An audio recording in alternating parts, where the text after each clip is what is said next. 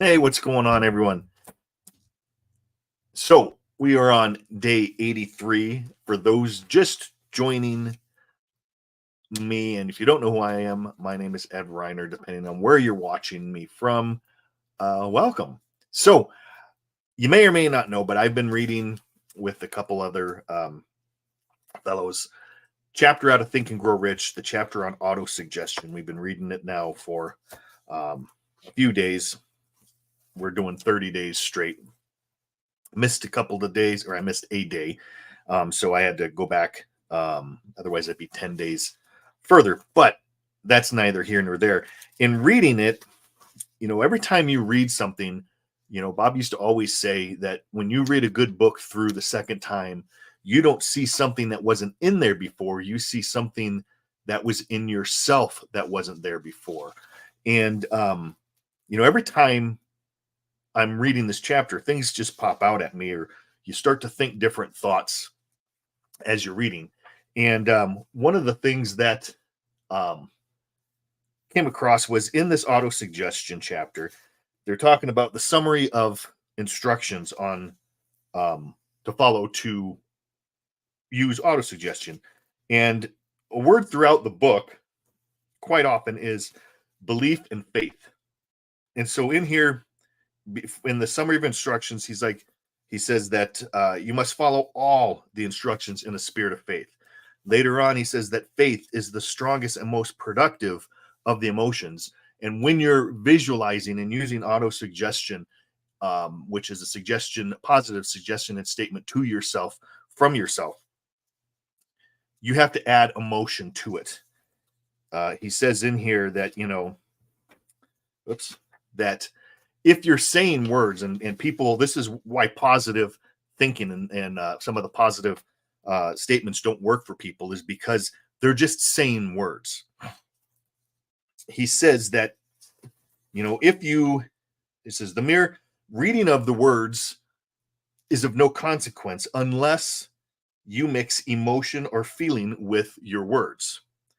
So it says if you repeat a million times the famous Emile Couillet's formula, day by day, in every way, I am getting better and better, without mixing emotion and faith, there he uses it again, with your words, your experience will have no desirable results.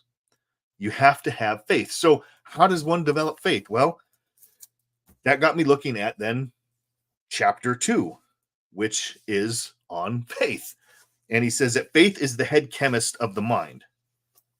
When faith is blended with the vibration of thought, the subconscious mind instantly picks up that vibration and translates it into its spiritual equivalent and transmits it to the infinite intelligence, as in the case of prayer.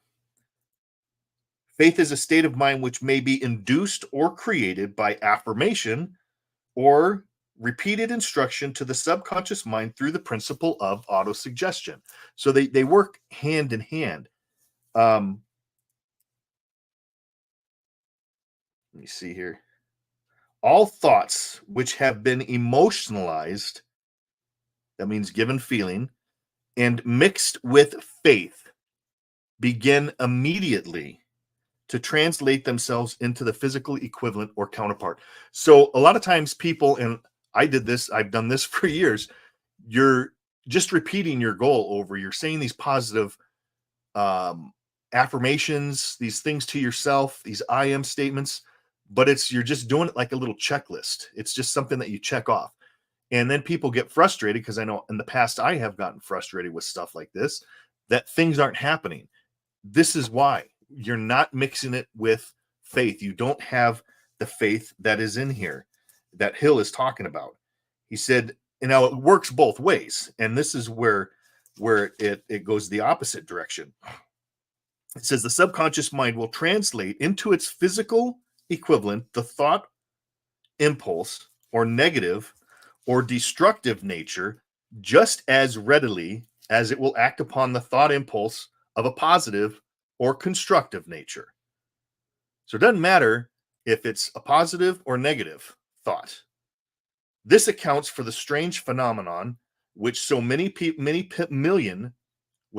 millions of people account for the millions of people experience that's referred to as misfortunes or bad luck. It says there are millions of people who believe and have faith in themselves that they're doomed to poverty or failure or have some strange force. There's some strange force over them that they believe they have no control. They are the creators of their own misfortunes because of this negative belief, which is picked up by the subconscious mind and translated into its physical equivalent. So it doesn't matter if it's positive or negative. It's what we believe, and we add faith to it that begins to move into form, because this power is constantly moving to and through us. We give it form through our ideas, and when we mix it with faith, whether we believe it's going to happen or if we believe it's not going to happen, whatever that belief is and that faith is what's going to come back to us. So I thought that was just really interesting.